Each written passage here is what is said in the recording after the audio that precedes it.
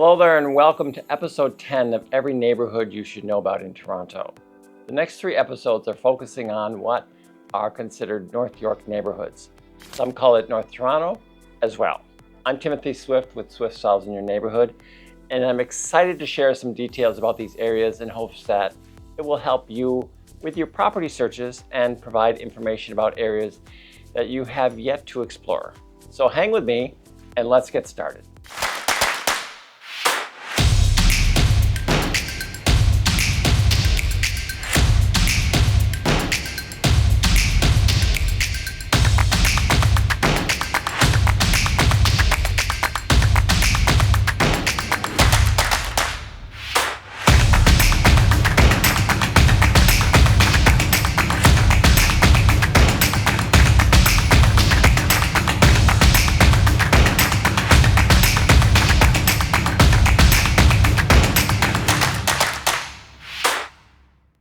All right, if you're looking about buying in North York along Yonge Street, this video is for you because this stretch is one of the easiest places in Toronto to think about when you're buying in a neighborhood. But you're actually buying a totally different lifestyle. One subway stop can mean different schools, different types of homes, different traffic, different parks, and yes, very different price points. So do me a favor right now, hit the subscribe button so you don't miss the next episodes, and share this with someone who keeps saying, I want North York, but hasn't picked a pocket yet. And hang on until the end because I've got a special offer for you, a free first-time home buyer's guide for the Ontario market that walks you through all the steps of cost and the mistakes to avoid. Now, when I say Yonge Line North York, I'm talking about a chain of neighborhoods that sits close to Line 1 subway, runs north and south. So things like Bedford Park, Nortown, York Mills and Hoggs Hollow, Lansing Westgate, North York City Centre, Willowdale East and West, and Newtonbrook East and West. The reason people love this corridor is simple. You can live on a quiet street and still be minutes from the subway, groceries, restaurants, and the 401.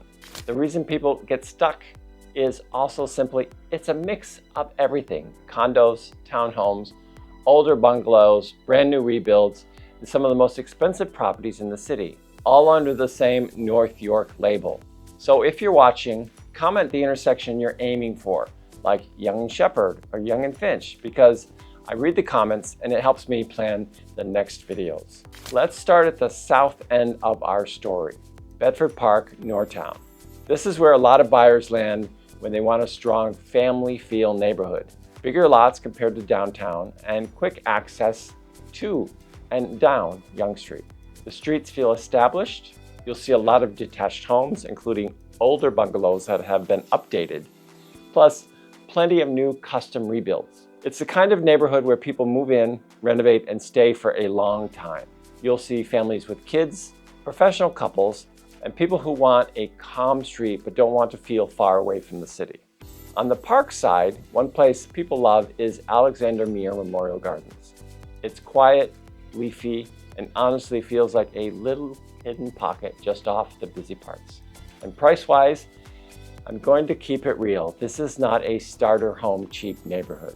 This area is usually a move-up buyer area where you're paying for the location, the street vibe, and the long-term demand. As you move north, you hit the pocket people talk about like they're in a different world. York Mills, Hoggs Hollow, and the quiet money vibe.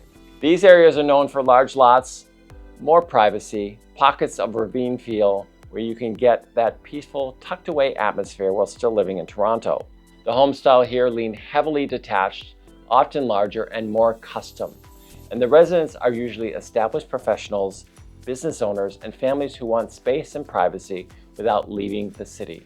One thing that makes this area unique is that it is not just expensive for the sake of it. It's expensive because it's hard to find the mix of privacy, greenery, and access anywhere else. And this is where schools become a huge topic. I'm going to say this clearly. School boundaries can change street by street and year by year, so we never guess. If schools matter to you, we confirm your exact school options by your exact address before committing to anything. Now let's come back to where buyers actually end up because it balances lifestyle and budget better. Lansing, Westgate, around the Yonge Sheppard area. This pocket is popular because it's close to everything: subway, highway access, shopping, but you can still find quieter streets once you step off Yonge. Here you'll see a real mix: some detached homes, including older bungalows, some townhomes, and a lot of nearby condo choices as you get closer to the main intersections. The residents here are a blend of commuters, young families, and downsizers, or right-sizers as I like to say, people who want convenience without downtown density. The one thing to keep in mind in this area like this, condo-heavy neighborhoods can make the average price look lower, but detached homes on the right streets can still jump way up. So the smart move is always to compare apples to apples, condos to condos, houses to houses. Then you hit the whole corridor, North York City Center. This is the mini downtown energy. Towers, restaurants, services, and constant movement. If you want a walk everywhere lifestyle in North York, this is it. Housing here is dominated by condos, and you'll get everything from older buildings with bigger layouts to newer towers with more modern finishes. The residents are young, professional, first-time buyers, renters, students, investors, plus plenty of downsizers, right-sizers, who sold a detached home and want simpler living where they can walk to everything. This community is anchored here by Mel Lastman Square, and that's a big part of what makes this pocket feel like it's its own little city. Events, open space, and even winter skating. A bit north we get into Willowdale, and Willowdale has two personalities: Willowdale East and Willowdale West. The closer you are to Yonge, the more condo heavy it gets, and the more you get the convenient, walkable lifestyle. That side attracts first-time buyers, professionals, and people who want to be close to transit and daily life. Willowdale West feels quieter and more neighborhoody as you move off the main roads. And you'll see more streets where it feels like families have been there a long time.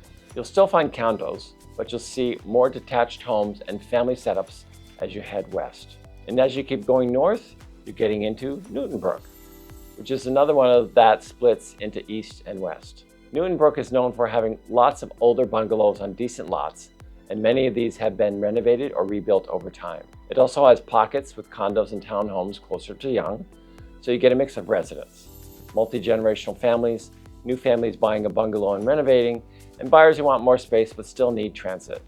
This is where parks and outdoor spaces matter, even more for buyers, because it's a big reason people choose the north end of the corridor. If you want big green spaces where it actually feels like you can escape for an hour, G. Ross Lord Park is a standout. If you want something that surprises a lot of people, there's the Earl Bales Park Ski and Snowboard Center. Yes, you can ski in Toronto. Now let's pull it all together, because the real question is, Tim, which part is good for me? Here's the simplest way to think about it. If you want premium streets, privacy, and long-term value, you're looking at the York Mill and Hoggs Hollow side, and you accept that it's a bigger budget area. If you want convenience and commuting, and you like condo living or want to walk everywhere, North York Center and Willowdale East are your zones.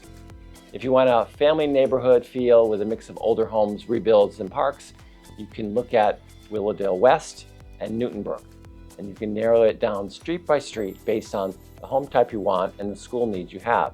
And if schools are a major driver, we verify by address first always, since it's always changing with the TDSB. All right, you made it to the end. Now here's the special offer I promised. If you're a first-time home buyer and you want my free home buyer's guide for the entire market, type guide below or click the QR code and ask for the guide. You'll see it there. I'll reply on how you can get it, and we can go from there. If you found this helpful, please subscribe. It helps support the channel, share with others, and tell me in the comments which areas you want next. Bayview Village, Don Mills, Don's View, or anything else, and I'll add it to my Neighborhoods of Toronto series. I'm Tim Swift with Swift Styles in your neighborhood, and we live up to our motto: everything you didn't expect from a real estate agent. Don't take my word for it, check out my Google reviews. And make sure to check out the rest of the videos in the Neighborhoods of Toronto series so you can compare areas and find the right one for yourself. Subscribe so you don't miss any of the areas coming up. And also check out Libby's Dog Park series to help you find one that you and your fur babies or fur baby can enjoy. And we'll see you soon.